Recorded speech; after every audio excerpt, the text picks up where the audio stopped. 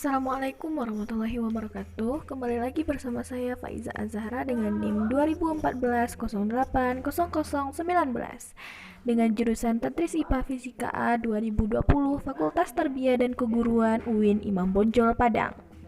Video ini merupakan tugas mata kuliah biologi umum oleh dosen pengampu yaitu Ibu Dr. Milyasari SPDM.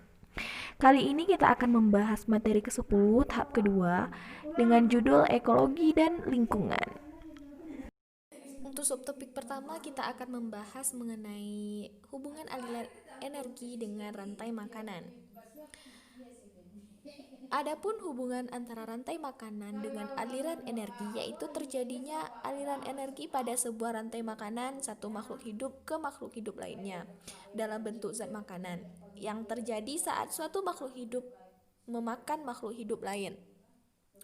Makanan ini akan digunakan oleh makhluk hidup sebagai sumber energi melalui metabolisme. Aliran energi ini dimulai dari tanaman yang bersifat autotrof atau menghasilkan sendiri sumber energi dengan menggunakan bantuan dari sinar matahari. Tanaman ini menjadi produsen dalam rantai makanan. Selanjutnya, kita akan membahas mengenai hubungan rantai makanan dan aliran energi dengan siklus materi pada daur biokimia. Berbeda dengan energi, materi kimia yang berupa unsur-unsur penyusun bahan organik dalam ekosistem berpindah ke trofik-trofik rantai makanan tanpa mengalami pengurangan, melainkan berpindah kembali ke tempat semula. Unsur-unsur tersebut masuk ke dalam komponen biotik melalui udara, tanah, atau air. Perpindahan unsur kimia dalam ekosistem melalui daur ulang yang melibatkan komponen biotik dan abiotik ini dikenal dengan sebutan daur biokimia. Hal ini menunjukkan adanya hubungan antara komponen biotik dengan abiotik dalam suatu ekosistem. Daur biokimia meliputi daur air, daur sulfur, daur fosfor, daur nitrogen, daur karbon, dan daur oksigen. Subtopik selanjutnya kita membahas tentang lingkungan. Menurut Undang-Undang Nomor 23 Tahun 1997, lingkungan hidup merupakan kesatuan ruang dengan semua benda, daya, keadaan, dan makhluk hidup, termasuk manusia dan perilakunya yang mempengaruhi kelangsungan kehidupan manusia dan kesejahteraan manusia serta makhluk hidup lainnya.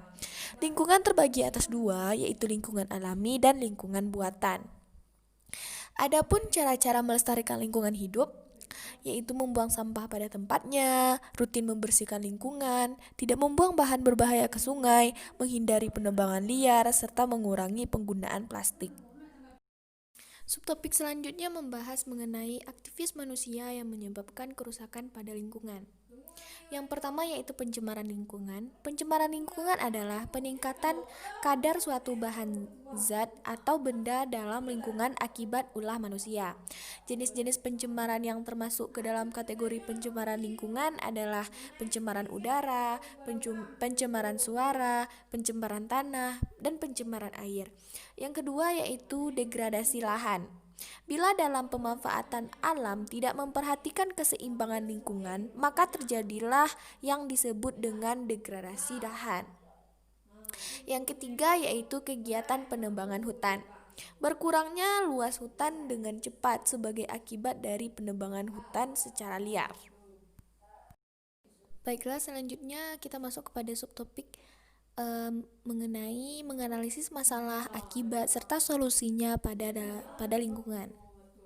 Adapun beberapa masalah pada lingkungan yaitu yang pertama banjir, longsor, kebakaran hutan, hujan asam, dan efek rumah kaca. Adapun akibat-akibat yang ditimbulkan dari masalah-masalah tersebut penyebaran penyakit, menimbulkan banyaknya korban jiwa oleh longsor, timbulnya kabut asap oleh kebakaran hutan, dan bisa berpengaruh pada tanaman yaitu hujan asam dan naiknya permukaan air laut oleh efek rumah kaca.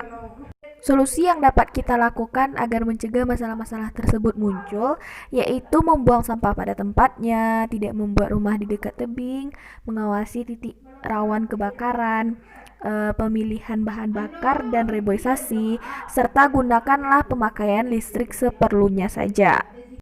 Subtopik selanjutnya mengenai aktivitas manusia mengelola lingkungannya.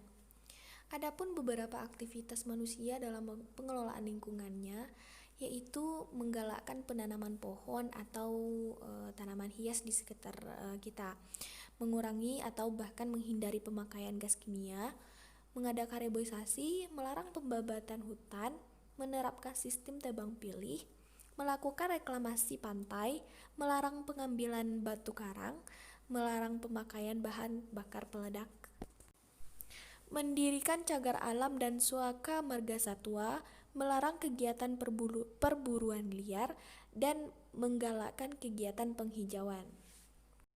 Untuk subtopik yang terakhir yaitu mengenai menelaah kajian Islam yang berkaitan dengan ekologi dan lingkungan hidup.